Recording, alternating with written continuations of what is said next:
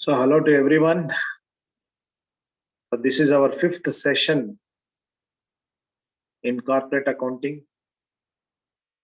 and we are learning company final accounts. So please remember, this is our fifth session in our company final accounts, and we are into learning the financial statements. So there are three financial statements which are recognized. So we call them as trading profit and loss account, profit and loss appropriation account, and the balance sheet. All these three will have their own requirements according to the Companies Act. So therefore, what we are learning now is we are learning the requirements of the Companies Act of 1956 and which got amended in the year 2013. So therefore, it is now our requirement to learn all these formalities which are laid down by the Companies Act. So in the previous sessions, we learned about recording the balance sheet, asset side of the balance sheet, as well as the liability side of the balance sheet. In continuation with this, in this particular session, we'll be learning the recording of well-known income statement, which is what we call it as profit and loss account. ಎಲ್ರಿಗೂ ನಮಸ್ಕಾರ. ನನ್ನ ಹೆಸರು doctor Venkatesh ಅಂತ. ಇದು ನಮ್ಮ 5ನೇ session. ಈ 5ನೇ ಸೆಷನ್ ನಲ್ಲಿ ನಾವು ಕಾರ್ಪೊರೇಟ್ ಅಕೌಂಟಿಂಗ್ ನಲ್ಲಿ ಕಂಪನಿ ಫೈನಲ್ ಅಕೌಂಟ್ಸ್ ನ ಕಲಿತಾ ಇದೀವಿ. ಕಳೆದ 4 ಸೆಷನ್ ನಲ್ಲಿ ನೀವು ಅಬ್ಸರ್ವ್ ಮಾಡಿದೀರಾ ಅಂದ್ರೆ ನಾವೇನ್ ಮಾಡಿದ್ವಿ, ಫಸ್ಟ್ ಸೆಷನ್ ಅಲ್ಲಿ ಜನರಲ್ ಇಂಟ್ರೊಡಕ್ಷನ್ ಕೊಟ್ಟಿದೀವಿ. ಕಂಪನಿ ಅಕೌಂಟ್ಸ್ ಅಂದ್ರೆ ಏನು, ಯಾವ್ದಕ್ಕೋಸ್ಕರ ಕಲಿತೀವಿ, ಮತ್ತೆ ಅಕೌಂಟಿಂಗ್ ಸೈಕಲ್ ಅಂದ್ರೆ ಏನು, ಎಷ್ಟು ಫೇಸಸ್ ಇರುತ್ತೆ ಅಕೌಂಟಿಂಗ್ ಸೈಕಲ್ ಅಲ್ಲಿ, book keeping, journal ledger, trial balance, final accounts, financial statement analysis, auditing, reporting, ಇದ್ರ ಬಗ್ಗೆ ಎಲ್ಲ ತಿಳ್ಕೊಂಡ್ವಿ. ನಂತರದ ಸ್ಲೈಡ್ ನಲ್ಲಿ ನಿಮ್ಗೆ ಸ್ಪೆಷಲ್ ಐಟಮ್ಸ್ ಅಂದ್ರೆ ಏನು, ಅದೇ ಫಸ್ಟ್ ಸೆಷನ್ ಅಲ್ಲೇ ನಾವೇನ್ಕೆ ತಿಳ್ಕೊಂಡಿದೀವಿ, ಇದು ಡೆಪ್ರಿಸಿಯೇಷನ್ ಅಂದ್ರೆ ಏನು, ಸ್ಪೆಷಲ್ ಐಟಮ್ಸ್ ಅಂದ್ರೆ ಏನು, ರಿಸರ್ವ್ಸ್ ಅಂದ್ರೆ ಏನು, ಎಷ್ಟು ತರ ರಿಸರ್ವ್ಸ್ ಇದೆ, ಅದನ್ನೆಲ್ಲ ಫಸ್ಟ್ ಸೆಷನ್ ಅಲ್ಲಿ ತಿಳ್ಕೊಂಡ್ವಿ. ಆ ನಂತರದಲ್ಲಿ ಸೆಕೆಂಡ್ ಮತ್ತು ಥರ್ಡ್ ಸೆಷನ್ ಮತ್ತು ಫೋರ್ತ್ ಸೆಷನ್, ಲಾಸ್ಟ್ ಸೆಷನ್ ಅಲ್ಲಿ I just try briefing out the last session. Last session ಅಂದ್ರೆ ಫೋರ್ತ್ ಸೆಷನ್ ಅಲ್ಲಿ ನಾವು ಕರೆಂಟ್ ಲಯಬಿಲಿಟಿ, ನಾನ್ ಕರೆಂಟ್ ಲಯಬಿಲಿಟಿ ಬಗ್ಗೆ ತಿಳ್ಕೊಂಡ್ವಿ. ನಾನ್ ಕರೆಂಟ್ ಲಯಬಿಲಿಟಿ ಅಂದ್ರೆ ಲಾಂಗ್ ಟರ್ಮ್ ಲಯಬಿಲಿಟಿ ಅಂತ ಕರಿತೀವಿ, ಕರೆಂಟ್ ಲಯಬಿಲಿಟಿ ಅಂದ್ರೆ ಶಾರ್ಟ್ ಟರ್ಮ್ ಲಯಬಿಲಿಟಿ ಅಂತ ಕರಿತೀವಿ. ಆ ನಂತರದಲ್ಲಿ ಅಸೆಟ್ ಕಡೆ ಫಿಕ್ಸ್ಡ್ ಅಸೆಟ್, ಕರೆಂಟ್ ಅಸೆಟ್ ಇರುತ್ತೆ. ಆಮೇಲೆ ಮಿಸ್ಲೇನಿಯಸ್ ಅಸೆಟ್ ಅಂತ ಇರುತ್ತೆ. FICM ಅಂತ ರೆಕಾರ್ಡ್ ಮಾಡ್ತೀವಿ. ನಿಮ್ ಜ್ಞಾಪಕ ಇರಬಹುದು, SRS UC ಅಂತ ಲಯಬಿಲಿಟಿ ಕಡೆ ರೆಕಾರ್ಡ್ ಮಾಡ್ತೀವಿ. SRS UC ಅಂದ್ರೆ share capital, reserve surplus, secured loan, unsecured loan, current liability. FICM fixed asset, investment, current asset, miscellaneous asset, ಈ ತರ ರೆಕಾರ್ಡ್ ಮಾಡ್ಕೊಂಡು ಹೋಗ್ತಾ ಇರ್ತೀವಿ. ಈ ಒಂದು ಕ್ಲಾಸ್ ನಲ್ಲಿ ನಾನು ಏನ್ ಹೇಳ್ತೀನಿ ಅಂದ್ರೆ, which we'll be discussing now is the income statement. ಇಲ್ಲಿ ಸ್ನೇಹಿತರೆ ನೀವು ಮತ್ತೆ ಇನ್ನೊಂದು ಜ್ಞಾಪಕ ಇಟ್ಕೊಳ್ಬೇಕು, ಇಲ್ಲಿ 3 ತರ ಸ್ಟೇಟ್ಮೆಂಟ್ಸ್ ಇರುತ್ತೆ. ಒಂದು ಇನ್ಕಮ್ ಸ್ಟೇಟ್ಮೆಂಟ್ ಅಂತ ಕರಿತೀವಿ, ಒಂದು ರಿಟೈನ್ಡ್ ಅರ್ನಿಂಗ್ ಸ್ಟೇಟ್ಮೆಂಟ್ ಅಂತ ಕರಿತೀವಿ, ಇನ್ನೊಂದು ಫೈನಾನ್ಷಿಯಲ್ ಪೊಸಿಷನ್ ಸ್ಟೇಟ್ಮೆಂಟ್ ಅಂತ ಕರಿತೀವಿ. ಫೈನಾನ್ಷಿಯಲ್ ಪೊಸಿಷನ್ ಸ್ಟೇಟ್ಮೆಂಟ್ ಅಥವಾ ಪೊಸಿಷನ್ ಸ್ಟೇಟ್ಮೆಂಟ್ ಅಂತ ಕರಿತೀವಿ. Trading profit and loss account ನ ಇನ್ಕಮ್ ಸ್ಟೇಟ್ಮೆಂಟ್ ಅಂತ ಕರೀತಾರೆ. ಯಾಕೆಂದ್ರೆ net profit is the income earned by the business. Net profit ಅಂದ್ರೆ ಏನು, ಲಾಭಾಂಶ ಅಂದ್ರೆ ಏನು, ಇದು ಇನ್ಕಮ್, ಆದಾಯ. ಒಂದು ಕಂಪನಿಗೆ ಆದಾಯ ಅಂದ್ರೆ ಏನು, net profit. So therefore trading profit and loss account is widely recognized as income statement. And then again, profit and loss appropriation account we call as retained earnings statement. Retaining earning ಅಂದ್ರೆ ಏನಂದ್ರೆ, ನಾವು reserve create ಮಾಡ್ತೀವಲ್ಲ, ಅದನ್ನೇ retained earnings ಅಂತ ಕರೆಯೋದು. Retaining ಅಂದ್ರೆ flowing back of profits. Flowing back ಅಂದ್ರೆ profits ನ ಎತ್ತಿಡೋದು, ಪ್ರಾಫಿಟ್ ನ ಪಕ್ಕಕ್ಕೆ ಎತ್ತಿಡೋದು, ಅದನ್ನ ರಿಸರ್ವ್ ಅಂತ ಕರಿತೀವಿ, ಸೇವಿಂಗ್ಸ್. ಅದೇ ತರ ಪ್ರಾಫಿಟ್ ಅಂಡ್ ಲಾಸ್ ಅಕೌಂಟ್ ನ ನಾವು ಇನ್ಕಮ್ ಸ್ಟೇಟ್ಮೆಂಟ್ ಅಂತ ಕರಿತೀವಿ. ರಿಟೈನ್ಡ್ ಅರ್ನಿಂಗ್ ಸ್ಟೇಟ್ಮೆಂಟ್ ಅಂದ್ರೆ ಪ್ರಾಫಿಟ್ ಅಂಡ್ ಲಾಸ್ ಅಪ್ರಾಪ್ರಿಯೇಷನ್ ಅಂತ ಕರಿತೀವಿ. ಆ ನಂತರದಲ್ಲಿ ಬ್ಯಾಲೆನ್ಸ್ ಶೀಟ್ ನ ಫೈನಾನ್ಷಿಯಲ್ ಪೊಸಿಷನ್ ಸ್ಟೇಟ್ಮೆಂಟ್ ಅಂತ ಕರಿತೀವಿ. ಈ ಒಂದು ಸೆಷನ್ ಅಲ್ಲಿ ನಾವ್ ಏನ್ ಅರ್ಥ ಮಾಡ್ಕೊಳ್ತೀವಿ ಅಂದ್ರೆ, first session what we are going to learn in this particular session is will be learning the format of profit and loss account, which is widely known as the income statement. So therefore, this we call a statement of profit for the year ended 31st March 2020, 31st March 2019, 31st March 2018, 31st March 2022 ಏನ್ ಬೇಕಾದ್ರೂ ಬರುತ್ತೆ. So for the year ending. So now we see the format. So as I said in the previous classes, and I had requested you in the previous classes, you have to thoroughly learn the formats. So in the previous class, I gave you the format of the balance sheet. In this class, I'm giving you the format of profit and loss account. Profit and loss account alli enagutte, income joteli expenses na match ಮಾಡ್ತೀವಿ. Income joteli expenses na match ಮಾಡಿದ್ರೆ you arrive at the net profit. Income minus expenses we call as the profit. ಇಲ್ಲಿ ಏನಾಗುತ್ತೆ ಅಂದ್ರೆ income ಮತ್ತು expenses slide ನೋಡ್ತಾ ಇದ್ದೀರಾ. ಈ slide ಅಲ್ಲಿ ನೀವು ಕ್ಲಿಕ್ ಮಾಡಿದೀರಾ ಅಂದ್ರೆ ಕೆಳಗಡೆ ಫುಲ್ ಎಕ್ಸ್ಪೆನ್ಸಸ್ ಕಾಣಿಸುತ್ತೆ. ನಾನು ಇವಾಗ ಎಕ್ಸ್ಪ್ಲೈನ್ ಮಾಡುವಾಗ just I will try explaining only the first part of it. The next part of it, just click on the expenses, you will get the full expenses. Click on the slide which is available over there as a PPT. You get the full complete expenses. Now briefly expenses ಬಗ್ಗೆ ಮಾತಾಡ್ತೀನಿ, ಓಕೆನಾ? Suppose income ಅಂದ್ರೆ sales ನ ನಾವು definitely we call as income. So obviously we call as revenue from operations. Sales minus returns ಅಂತ ಕರಿತೀವಿ. Sales minus sales returns ನ net sales ಅಂತ ಕರಿತೀವಿ. ಗ್ರಾಸ್ ಸೇಲ್ಸ್ ಇರುತ್ತೆ, ನೆಟ್ ಸೇಲ್ಸ್ ಅಂತ ಕರಿತೀವಿ. Gross sales less returns we arrive at net sales. ಆಮೇಲೆ excise ಡ್ಯೂಟಿನ ಕಮ್ಮಿ ಮಾಡಿದೀವಿ ಅಂದ್ರೆ, ಎಕ್ಸೈಸ್ ಡ್ಯೂಟಿ ನಾವು ಲೆಸ್ ಮಾಡಿದೀವಿ ಅಂದ್ರೆ ರೆವಿನ್ಯೂ ಫ್ರಮ್ ಆಪರೇಷನ್ಸ್ ಬರುತ್ತೆ. ಅದರ್ ಇನ್ಕಮ್ ನ ಆಡ್ ಮಾಡಿದ್ರೆ ಟೋಟಲ್ ರೆವಿನ್ಯೂ ಅಂದ್ರೆ ಟೋಟಲ್ ಇನ್ಕಮ್ ಅಂತ ಕರಿತೀವಿ ನಾವು ಇದನ್ನ. ಸ್ನೇಹಿತರೆ, ಎಲ್ಲಾ ಮ್ಯಾನುಫ್ಯಾಕ್ಚರಿಂಗ್ ಕನ್ಸರ್ನ್ಸ್ ಭಾರತ ದೇಶದಲ್ಲಿ ಎಕ್ಸೈಸ್ ಡ್ಯೂಟಿನ ಕಟ್ಟಬೇಕಾಗತ್ತೆ. ಆ ಎಕ್ಸೈಸ್ ಡ್ಯೂಟಿನ ನಾವು ಮೈನಸ್ ಮಾಡಿದೀವಿ ಅಂತಂದ್ರೆ we will get the net operations or net revenue from operations. Other income add ಮಾಡಿದೀವಿ ಅಂದ್ರೆ ನಮ್ಗೆ ಸಿಗ್ತಕ್ಕಂಥದ್ದೇ ಟೋಟಲ್ ರೆವಿನ್ಯೂ. ಈ ಇನ್ಫಾರ್ಮೇಶನ್, ಈ ಇನ್ಪುಟ್ ಎಲ್ಲ ಪ್ರಾಬ್ಲಮ್ ಅಲ್ಲಿ ಇರುತ್ತೆ.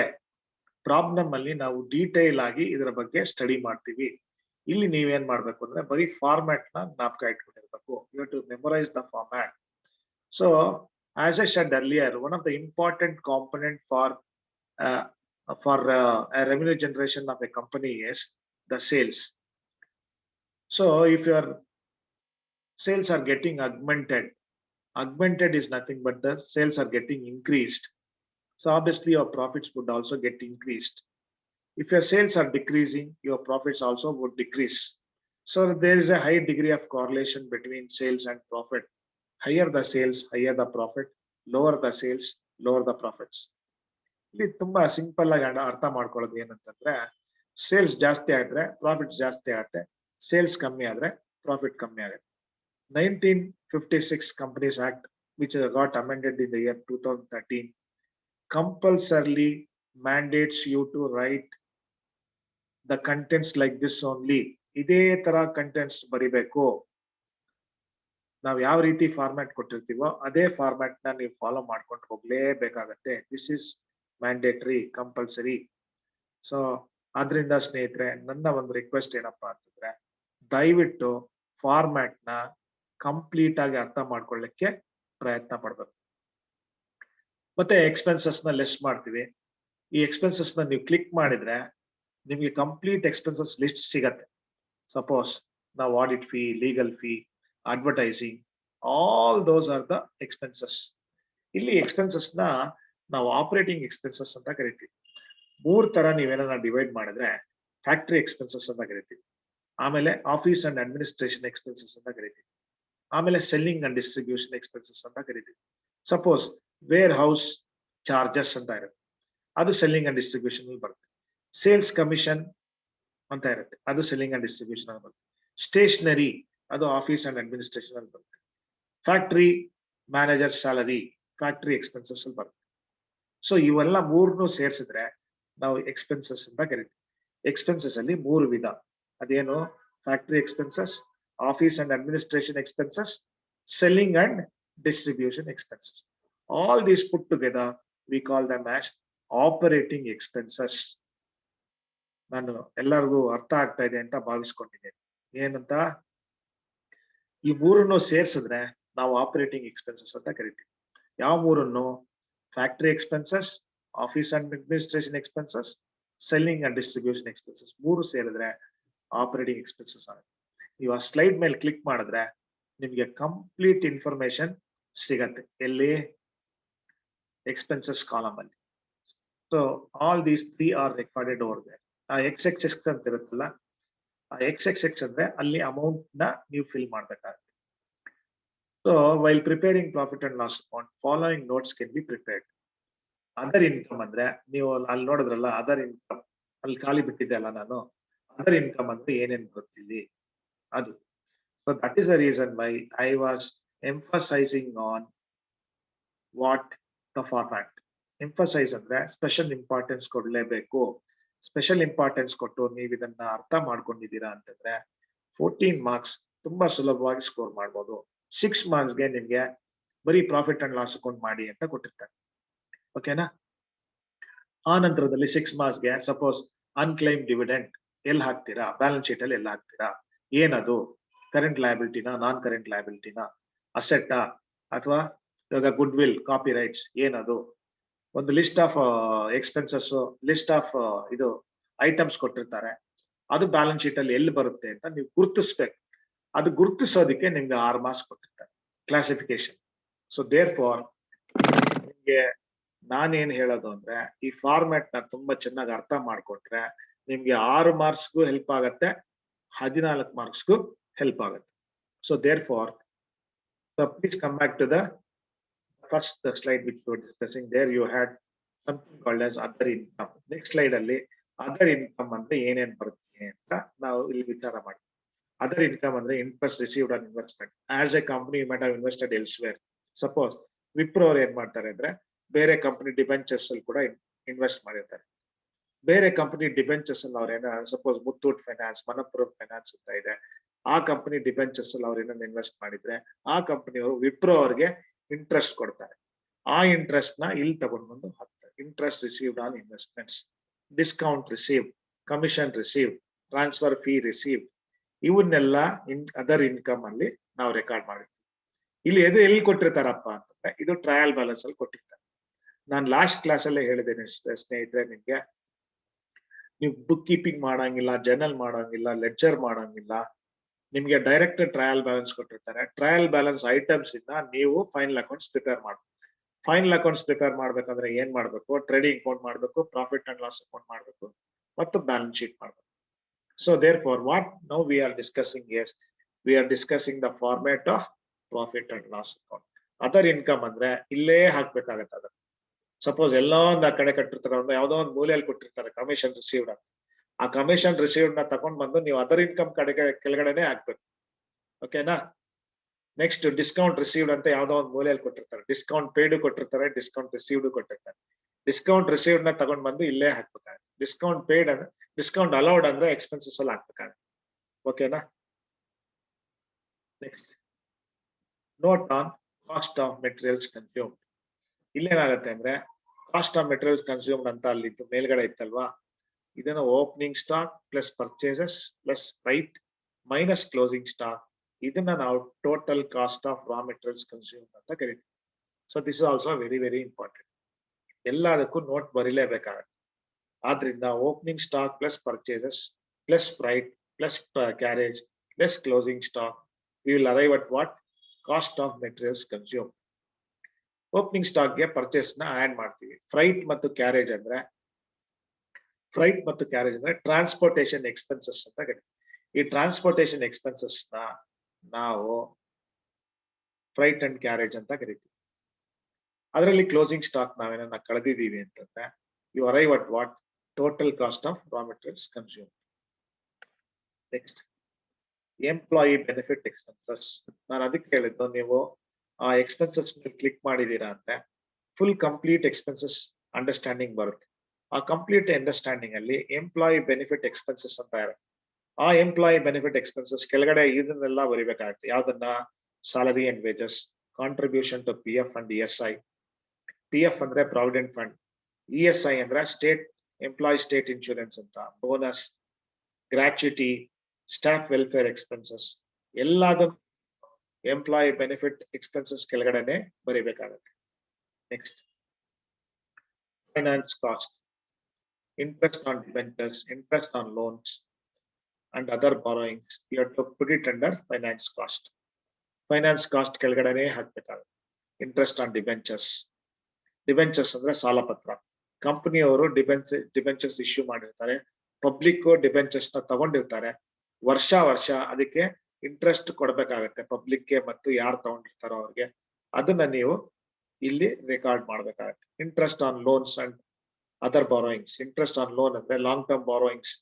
IDB ಇಂದ ಸಾಲ ತಗೊಂಡಿರ್ತೀರಾ, ICICI ಇಂದ ಸಾಲ ತಗೊಂಡಿರ್ತೀರಾ, HDFC ಇಂದ ಸಾಲ ತಗೊಂಡಿರ್ತೀರಾ. ಸಾಲ ತಗೊಂಡಿರೋದಂದ್ರೆ ಇದೆಲ್ಲ ಲಾಂಗ್ ಟರ್ಮ್ ಬಾರೋಯಿಂಗ್ಸ್. 1 ವರ್ಷಕ್ಕಿಂತ ಜಾಸ್ತಿ ಎಕ್ಸ್ಟೆನ್ಷನ್ ಇದ್ರೆ ಅದನ್ನ ಲಾಂಗ್ ಟರ್ಮ್ ಬಾರೋಯಿಂಗ್ ಅಂತ ಕರಿತೀವಿ. ಅಂದ್ರೆ 3 ವರ್ಷ ಆದ್ಮೇಲೆ ಕೊಡ್ತೀನಿ ವಾಪಸ್ಸು, 5 ವರ್ಷ ಆದ್ಮೇಲೆ, 7, 15, 20 ವರ್ಷದವರೆಗೂ ನೀವು ಬಾರೋಯಿಂಗ್ಸ್ ತಗೋಬಹುದು. ಬಾರೋಯಿಂಗ್ಸ್ ಅಂದ್ರೆ ಸಾಲನ ತೆಗೆದುಕೊಳ್ಳುವುದು ಅಂತ. So therefore, interest on long-term borrowings and loans would get recorded under finance cost. ನಾವ್ ಎಲ್ಲಿ ಹೇಳ್ತಾ ಇದೀವೋ ಇವಾಗ ಸ್ನೇಹಿತರೆ, ನಾನು ಪದೇ ನಾವು ನಿಮ್ಗೆ ಕೇಳ್ಕೊಳ್ಳೋದು ಏನು ಅಂತಂದ್ರೆ, ಎಲ್ಲಿ ನೋಟ್ ಬಂದಿದೆಯೋ ಅಲ್ಲಿ ಮಾತ್ರ ಬರೆಯೋಕೆ ಸಾಧ್ಯ. ಫೈನಾನ್ಸ್ ಕಾಸ್ಟ್ ಅಂಡರಲ್ಲೇ ಇದು ಬರಿಬೇಕು. ನಂತರ ಅದರ್ ಎಕ್ಸ್ಪೆನ್ಸಸ್ ಅಲ್ಲಿ ಮಾತ್ರ ಅದು ಬರಿಬೇಕು. ಯಾವುದು? ಲಾಸ್ಟ್ ಸ್ಲೈಡ್ ಅಲ್ಲಿ ನೋಡಿದ್ವಲ್ಲ ನಾವು, ಎಂಪ್ಲಾಯಿ ಬೆನಿಫಿಟ್ ಎಕ್ಸ್ಪೆನ್ಸಸ್ ಅಂದ್ರೆ ಇಲ್ಲೇ ಬರಿಬೇಕು. ಅಂಡ್ ಮತ್ತೆ ರಾ ಮೆಟೀರಿಯಲ್ಸ್ ಕನ್ಸ್ಯೂಮ್ಡ್ ಅಂದ್ರೆ ಇಲ್ಲೇ ಬರಿಬೇಕು. ನೆಕ್ಸ್ಟ್, ಎಕ್ಸ್ಪೆನ್ಸಸ್ ಅಂದ್ರೆ ಮತ್ತೆ ಅದರ ಇನ್ಕಮ್ ಅಂದ್ರೆ ಇಲ್ಲೇ ಬರಿಬೇಕು. ನೆಕ್ಸ್ಟ್, ಫೈನಾನ್ಸ್ ಕಾಸ್ಟ್ ಆದ್ಮೇಲೆ ಡಿಪ್ರಿಸಿಯೇಷನ್ ಅಂಡ್ ಅಮಾರ್ಟೈಸೇಷನ್ ಅಂತ ಕರಿತೀವಿ. ಡಿಪ್ರಿಸಿಯೇಷನ್ ಅಂದ್ರೆ reduction in the value of A fixed asset. Fixed asset ಏನಾಗುತ್ತೆ? ಸಪೋಸ್ ಇವತ್ತೊಂದು ಫರ್ನಿಚರ್ ತಗೋತೀವಿ, 5,000 ರೂಪಾಯಿ ಕೊಟ್ಟು ತಗೊಂಡಿರ್ತೀವಿ ಒಂದು ಫರ್ನಿಚರ್. 1 ವರ್ಷ, 2 ವರ್ಷ, 5 ವರ್ಷ ಅದು ಯೂಸ್ ಆದ್ಮೇಲೆ ನಮ್ಗೆ 5,000 ಸಿಗುತ್ತಾ? ಅದಕ್ಕೆ ಸಿಗೋದಿಲ್ಲ. ಅದಕ್ಕೆ ಏನಿದ್ರೂ ಕಮ್ಮಿ ಬೆಲೆಗೆ ಮಾರಾಟ ಮಾಡ್ತೀವಿ. ಡಿಪ್ರಿಸಿಯೇಷನ್ ಅಂದ್ರೆ reduction in the value of A fixed asset. ಅಂದ್ರೆ ಫಿಕ್ಸ್ಡ್ ಅಸೆಟ್ ಅದರ ಬೆಲೆಯನ್ನ ಕಳೆದುಕೊಳ್ತಾ ಬರುತ್ತೆ. ಆ ಕಳೆದುಕೊಳ್ತಕ್ಕಂತ ಬೆಲೆಯನ್ನ ನಾವು ಡಿಪ್ರಿಸಿಯೇಷನ್ ಅಂತ ಕರಿತೀವಿ. Amortization is a very important term which is used for that. Amortization means reduction in the value of an intangible asset. Copyright, patent rights, ಇವನ್ನೆಲ್ಲ ಬೆಲೆ ಕಳ್ಕೊಂಡ್ಬಿಡುತ್ತೆ. ಸಪೋಸ್ ಒಂದು ಕರೋನಾ ವೈರಸ್ ಫೈಸರ್ ಅಂತ ತಗೊಂಡ್ರೆ, ಫೈಸರ್ ಅಂತ ಕಂಪನಿಯವರು ಫಸ್ಟ್ ಕರೋನಾ ವೈರಸ್ಗೆ ಒಂದು vaccine ಕಂಡಿಡಿದ್ರು. ಆಮೇಲೆ ಏನಾಯ್ತು? ಕೋವ್ಯಾಕ್ಸಿನ್ ಬಂತು, ಇನ್ನೊಂದು ಕೋವಿಶೀಲ್ಡ್ ಅಂತ ಬಂತು. ಆವಾಗ ಏನಾಗುತ್ತೆ? ಫೈಸರ್ಗೆ ಕಾಪಿ ರೈಟ್ಸ್ಗೆ ಬೆಲೆ ಕಮ್ಮಿ ಆಗ್ಬಿಡತ್ತೆ. ಆ ಬೆಲೆ ಕಮ್ಮಿ ಆಗೋದನ್ನೇ ನಾವೇನಂತ ಕರೆಯೋದು? ಅಮಾರ್ಟೈಸೇಷನ್ ಅಂತ ಕರೆಯೋದು. So therefore in this particular session,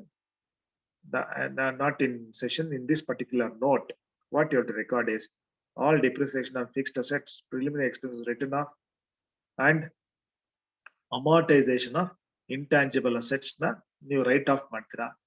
ಇದನ್ನ ಪ್ರಾಬ್ಲಮ್ ಅಲ್ಲಿ ಕಂಪ್ಲೀಟ್ ಆಗಿ ಎಕ್ಸ್ಪ್ಲೈನ್ ಮಾಡಿ ಹೇಳ್ತೀನಿ. ಅಂದ್ರೆ ಏನರ್ಥ? ರೈಟ್ ಆಫ್ ಅಂದ್ರೆ ಏನು, ಯಾತಕ್ಕೋಸ್ಕರ ರೈಟ್ ಆಫ್ ಮಾಡ್ತಾರೆ, ಅಮಾರ್ಟೈಸೇಷನ್ ಅಂದ್ರೆ ಏನು, ಯಾತಕ್ಕೋಸ್ಕರ ಅಮಾರ್ಟೈಸ್ ಆಗತ್ತೆ ಅಂತ ಕಂಪ್ಲೀಟ್ ಆಗಿ ಎಕ್ಸ್ಪ್ಲೈನ್ ಮಾಡಿ ಹೇಳ್ತೀನಿ. ಸದ್ಯಕ್ಕೆ ನೀವು ಅರ್ಥ ಮಾಡ್ಕೊಳ್ಳೋದು ಏನಂತಂದ್ರೆ, ಡಿಪ್ರಿಸಿಯೇಷನ್ ಅಂದ್ರೆ ಏನು? ಡಿಪ್ರಿಸಿಯೇಷನ್ ಫಿಕ್ಸ್ಡ್ ಅಸೆಟ್ ಮೇಲೆ ಆಗತ್ತೆ, ಅಮಾರ್ಟೈಸೇಷನ್ ಇಂಟ್ಯಾಂಜಿಬಲ್ ಅಸೆಟ್ ಮೇಲೆ ಆಗತ್ತೆ. This is very important. Depreciation fixed asset ಮೇಲೆ ಆಗತ್ತೆ, ಅಮಾರ್ಟೈಸೇಷನ್ ಇಂಟ್ಯಾಂಜಿಬಲ್ ಅಸೆಟ್ ಮೇಲೆ ಆಗತ್ತೆ. ಇಂಟ್ಯಾಂಜಿಬಲ್ ಅಸೆಟ್ ಅಂದ್ರೆ ಕಾಪಿ ರೈಟ್ಸ್, ಪೇಟೆಂಟ್ ರೈಟ್ಸ್, ಅದ್ರ ಬೆಲೆ ಕಳ್ಕೊಂಡ್ಬಿಡುತ್ತೆ. ಕಾಪಿ ರೈಟ್ಸ್ ಅಂದ್ರೆ ಫೈಸರ್ ಅವರು ಒಬ್ರೇ ಇಡೀ ವಿಶ್ವಕ್ಕೆ ಫೈಸರ್ ಅವರು ಒಬ್ರೇ ಕೋವಿಡ್ ವ್ಯಾಕ್ಸಿನ್ ಮಾಡ್ತಾ ಇದ್ರೆ ಏನಾಗತ್ತೆ? ಅವ್ರ ರೈಟ್ಸ್ ತುಂಬಾ ಎಕ್ಸ್ಪೆನ್ಸಿವ್ ಆಗತ್ತೆ. ರೈಟ್ಸ್ ಅಂದ್ರೆ ನಾವು ಆ ಫಾರ್ಮುಲಾ ಫಾಲೋ ಮಾಡಿ ನಾವು ಒಂದು ವ್ಯಾಕ್ಸಿನ್ ಮಾಡ್ಬೇಕು ಅಂದ್ರೆ ಅವ್ರಿಗೆ ದುಡ್ಡು ಕೊಡ್ಬೇಕು, ರಾಯಲ್ಟಿ ಕೊಡ್ಬೇಕು. ಅದನ್ನ ರಾಯಲ್ಟಿ ಕೊಟ್ಟು ರೈಟ್ಸ್ ನ ಪರ್ಚೇಸ್ ಮಾಡ್ಬೇಕು. ಅದೇ ಕೋವ್ಯಾಕ್ಸಿನ್ ಸಕ್ಸಸ್ ಆಯ್ತು, ಕೋವಿಶೀಲ್ಡ್ ಸಕ್ಸಸ್ ಆಯ್ತು, ಆವಾಗ ಏನಾಗುತ್ತೆ? ಫೈಸರ್ ಅವ್ರದ್ದು ವ್ಯಾಕ್ಸಿನ್ಗೆ ಬೆಲೆ ಕಮ್ಮಿ ಆಗತ್ತೆ. ಅದನ್ನೇ ನಾವು ಅಮಾರ್ಟೈಸೇಷನ್ ಅಂತ ಕರೆಯೋದು. ನೆಕ್ಸ್ಟ್, ನಾನು ಆಗ್ಲೇ ಹೇಳ್ದಂಗೆ ಸ್ನೇಹಿತರೆ, ಅದರ್ ಎಕ್ಸ್ಪೆನ್ಸಸ್ ಅಂದ್ರೆ ಇಲ್ಲೇ ಬರಿಬೇಕಾಗುತ್ತೆ. ಅದರ್ ಎಕ್ಸ್ಪೆನ್ಸಸ್ ಅಲ್ಲಿ ಏನ್ ಬರುತ್ತೆ? ಕ್ಯಾರೇಜ್ ಅಂಡ್ ಫ್ರೈಟ್ ಬರುತ್ತೆ. ಕ್ಯಾರೇಜ್ ಅಂಡ್ ಫ್ರೈಟ್ ಅಂದ್ರೆ transportation expenses. power and fuel, rent and insurance, director's fee, audit fee, repairs, renewals, general sundry charges. ಇವನ್ನೆಲ್ಲ ಅದರ್ ಎಕ್ಸ್ಪೆನ್ಸಸ್ ಕೆಳಗಡೆ ಬರೀಬೇಕಾಗತ್ತೆ. ಇವನ್ನೆಲ್ಲ ನೋಟ್ ಮಾಡ್ಕೋಬೇಕಾಗತ್ತೆ. ನೀವು ಒಂದು ವಿಡಿಯೋನ ಪಾಸ್ ಮಾಡಿ ಇವನ್ನೆಲ್ಲ ಬರ್ಕೊಂಡ್ರೆ ನಿಮ್ಗೆ ಕಂಪ್ಲೀಟ್ ಅಂಡರ್ಸ್ಟ್ಯಾಂಡಿಂಗ್ ಸಿಗತ್ತೆ. So other points to be remembered while preparing the final accounts. ಸ್ನೇಹಿತರೆ, ಇದು ವೆರಿ ವೆರಿ ಇಂಪಾರ್ಟೆಂಟ್. ಇದಕ್ಕೆ ನೀವು ತುಂಬಾ ಇಂಪಾರ್ಟೆನ್ಸ್ ಕೊಡ್ಬೇಕಾಗುತ್ತೆ. ಏನಂತಂದ್ರೆ outstanding expenses, income received in advance, trial balance ಅಲ್ಲಿ ಏನನ್ನ ಕೊಟ್ಟಿದ್ರೆ ನೀವು ಅದನ್ನ ಕರೆಂಟ್ ಲಯಬಿಲಿಟಿ ಕೆಳಗಡೆ ತಗೊಳ್ಬೇಕಾಗುತ್ತೆ. ನಾನು ಆವಾಗ್ಲೇ ಹೇಳ್ದೆ, ನಾನು ನಿಮಗೆ 10 ಪಾಯಿಂಟ್ಸ್ ಕೊಟ್ಬಿಡ್ತೀನಿ. ಸಪೋಸ್ ಫಿಕ್ಸ್ಡ್ ಅಸೆಟ್ ಎಲ್ಲಿ ತಗೋತೀರಾ, ಆಮೇಲೆ ಫಿಕ್ಸ್ಡ್ ಅಸೆಟ್ 50 lakhs ಅಂತ ಕೊಟ್ಟಿರ್ತೀನಿ, ಎಲ್ಲ ಹಾಕ್ತೀರಾ ಅದನ್ನ ಫಿಕ್ಸ್ಡ್ ಅಸೆಟ್ ಅಲ್ಲ, I am sorry, plant and missionary 50 lakhs ಅಂತ ಕೊಟ್ಟಿರ್ತೀನಿ, ಎಲ್ಲ ಹಾಕ್ತೀರಾ, ಫಿಕ್ಸ್ಡ್ ಅಸೆಟ್ ಕಡೆ ಹಾಕ್ಬೇಕು. ಆಮೇಲೆ ಸೆಂಡ್ರಿ ಕ್ರೆಡಿಟಾರ್ಸ್ 50,000 ಕೊಟ್ಟಿರ್ತೀನಿ, ಎಲ್ಲ ಹಾಕ್ಬೇಕು, ಕರೆಂಟ್ ಲಯಬಿಲಿಟಿಗೆ ಹಾಕ್ಬೇಕು.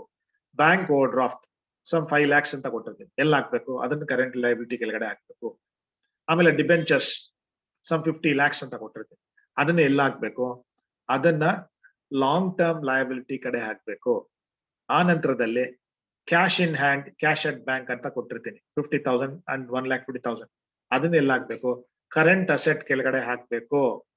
ಇಲ್ಲಿ ಏನಪ್ಪಾ ಅಂದ್ರೆ ಮಿಕ್ಸ್ ಮಾಡಿ ಕೊಟ್ಬಿಟ್ಟಿರ್ತಾರೆ, ಇಲ್ಲಿ ಮಿಕ್ಸ್ಚರ್ ತರ ಕೊಟ್ಬಿಟ್ಟಿರ್ತಾರೆ. ಏನ್ ಮಿಕ್ಸ್ಚರ್ ತರ ಕೊಟ್ಟಿರ್ತಾರೆ, ಬೂಂದಿ ಇರುತ್ತೆ, ಆಮೇಲೆ ಉದ್ದದ ಚಕ್ಲಿ ಇರುತ್ತೆ, ಉದ್ದದ ನಿಪ್ಪಟ್ಟಿರುತ್ತೆ, ಯಾವ್ಯಾವ್ದನ್ನ ಎಲ್ಲೆಲ್ಲಿ ಹಾಕ್ಬೇಕು ಅಲ್ಲಲ್ಲೇ ಹಾಕ್ಬೇಕು. ಒಂದು ಬಾಕ್ಸ್ ಕೊಟ್ಬಿಟ್ಟಿರ್ತಾರೆ, ನಿಪ್ಪಟ್ಟಿರೋ ಕಡೆ ನಿಪ್ಪಟ್ಟು ಹಾಕ್ಬೇಕು, ಚಕ್ಲಿ ಇರೋ ಕಡೆ ಚಕ್ಲಿ ಹಾಕ್ಬೇಕು. ತಮಾಷೆಗೆ ಹೇಳ್ತಾ ಇದೀನಿ ಅಂತ ಬೇರೆ ತರ ಅರ್ಥ ಮಾಡ್ಕೊಳ್ಬೇಡಿ. I am just giving jovially, I am just telling you to categorize and classify the items. You have to classify the items, and where all you have to put the items. You have to put the items in financial statements. Which are the financial statements you have?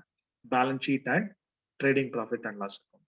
Trading profit and loss account ಅಲ್ಲಿ ಏನ್ items ಹಾಕ್ಬೇಕು ಅಂತ ಗೊತ್ತಿರ್ಬೇಕು, balance sheet ಅಲ್ಲಿ ಏನ್ items ಹಾಕ್ಬೇಕು ಅಂತ ಗೊತ್ತಿರ್ಬೇಕು. ಅದನ್ನೇ ನಾವಿಲ್ಲಿ ಹೇಳ್ತಾ ಇರೋದು. ಔಟ್ಸ್ಟ್ಯಾಂಡಿಂಗ್ ಇನ್ಕಮ್ ಮತ್ತೆ ಪ್ರೀಪೇಯ್ಡ್ ಎಕ್ಸ್ಪೆನ್ಸಸ್ ಕೊಟ್ಟಿದ್ರೆ ಅದನ್ನ ಕರೆಂಟ್ ಅಸೆಟ್ಸ್ ಕೆಳಗಡೆ ತೋರಿಸ್ಬೇಕು. ಡಿವಿಡೆಂಡ್ ಏನನ್ನ ಅನ್ಕ್ಲೈಮ್ ಆಗಿದ್ರೆ ಕರೆಂಟ್ ಲಯಬಿಲಿಟಿ ತರ ತೋರಿಸ್ಬೇಕು. So always dividend should be calculated on paid up capital. This is very very important. Dividend percentage ಕೊಟ್ಟಿರ್ತಾರೆ, 5%, 10%, 8.5% ಅಂತ. ಎಷ್ಟು ಪರ್ಸೆಂಟ್ ಕೊಟ್ಟಿರ್ತಾರೋ ಅಷ್ಟು ಪರ್ಸೆಂಟ್ ನ ಪೇಡ್ ಅಪ್ ಕ್ಯಾಪಿಟಲ್ ಅಂದ್ರೆ ಪೇಡ್ ಅಪ್ ಕ್ಯಾಪಿಟಲ್ ಅಲ್ಲಿ ಬ್ಯಾಲೆನ್ಸ್ ಶೀಟ್ ಅಲ್ಲಿ ಏನಾಗುತ್ತೆ, authorised capital, issued capital, called up capital, paid up capital ಅಂತ ಡಿಫ್ರೆಂಟ್ ಕ್ಯಾಪಿಟಲ್ಸ್ ಇರುತ್ತೆ. ಕನ್ಫ್ಯೂಸ್ ಮಾಡ್ಕೋಬಾರ್ದು ನೀವು. ಪೇಡ್ ಅಪ್ ಕ್ಯಾಪಿಟಲ್ ಮೇಲ್ ಮಾತ್ರ ಡಿವಿಡೆಂಡ್ ಕ್ಯಾಲ್ಕುಲೇಟ್ ಮಾಡ್ಬೇಕಾಗುತ್ತೆ. So I believe all of you are following. So with this will wind up this particular video. Thank you all very much for watching this. I hope and I believe all of you are following, and all of you are trying to relate to this particular concept called as company final accounts. ಈ company final accounts ಈ ಭಾಗದಲ್ಲಿ ಈ session ಅಲ್ಲಿ ನಾವೇನ್ ಕಲ್ತ್ಕೊಂಡ್ವಿ ಅಂದ್ರೆ profit and loss account ಮಾಡೋದು ಕಲ್ತ್ಕೊಂಡ್ವಿ. Profit and loss account ಅಲ್ಲಿ ಏನಾಗುತ್ತೆ, ಇನ್ಕಮ್ ಎಕ್ಸ್ಪೆನ್ಸಸ್ ಜೊತೆಲಿ ಮ್ಯಾಚ್ ಆಗತ್ತೆ. ಇನ್ಕಮ್ ಎಕ್ಸ್ಪೆನ್ಸಸ್ ಜೊತೆಲಿ ಮ್ಯಾಚ್ ಆಗಿ ನಿಮ್ಗೆ ಫೈನಲ್ ಆಗಿ ಏನ್ ಸಿಗತ್ತೆ, ಪ್ರಾಫಿಟ್ ಸಿಗತ್ತೆ. ಆ ಇನ್ಕಮ್ ನ ಹೇಗ್ ಹೊಂದಿಸ್ಬೇಕು, ಆ ಎಕ್ಸ್ಪೆನ್ಸಸ್ ನ ಹೇಗ್ ಹೊಂದಿಸ್ಬೇಕು ಅಂತ ಒಂದು ಫಾರ್ಮ್ಯಾಟ್ ಇದೆ. ಆ ಫಾರ್ಮ್ಯಾಟ್ ಅಲ್ಲಿ ಸ್ಟ್ರಿಕ್ಟ್ ಆಗಿ ಫಾಲೋ ಮಾಡಿದ್ರೆ ನೀವು 6 marks ಮತ್ತು 14 marks ನ ಸ್ಕೋರ್ ಮಾಡ್ಲಿಕ್ಕೆ ಸಾಧ್ಯ ಆಗತ್ತೆ. ಅದನ್ನ ಈ ಸೆಷನ್ ಅಲ್ಲಿ ನಾವು ತಿಳ್ಕೊಂಡ್ವಿ. So here I am winding up the 5th session of your company final accounts. So we'll meet in the 6th session. So like this, you may have another 5 sessions. In those 5 sessions, I'll keep solving the problems. 6th session onwards, ಏನಪ್ಪ ಆಗುತ್ತೆ ಅಂದ್ರೆ ನಿಮಗೆ problems ಸಿಗತ್ತೆ. Problems ನಾವೇನ್ ಮಾಡ್ತೀವಿ, Bangalore north ಯೂನಿವರ್ಸಿಟಿಗೆ 6 marks problems ಇದೆ, ಮತ್ತೆ 14 marks problems ಇದೆ. 6 marks ಪ್ರಾಬ್ಲಮ್ಸ್ ವರ್ಕೌಟ್ ಮಾಡ್ತೀನಿ, ಮತ್ತೆ 14 marks ಪ್ರಾಬ್ಲಮ್ಸ್ ವರ್ಕೌಟ್ ಮಾಡ್ತೀನಿ. 6th session ಆನ್ವರ್ಡ್ಸ್ ನಿಮ್ಗೆ ಬರೀ ಪ್ರಾಬ್ಲಮ್ಸೇ ಇರುತ್ತೆ. ಈ 5 ಸೆಷನ್ ಅಲ್ಲಿ ನಾನೇನ್ ಮಾಡಿದೆ, ನಿಮ್ಗೆ ಬರೀ ನಿಮ್ಗೆ ಇದಿತ್ತು ಏನೋ ಬರೀ ಥಿಯರಿ ಮಾತ್ರ ಹೇಳ್ಕೊಟ್ಟಿದ್ದೀನಿ. 6th session onwards we'll try solving problems. Thank you all very much.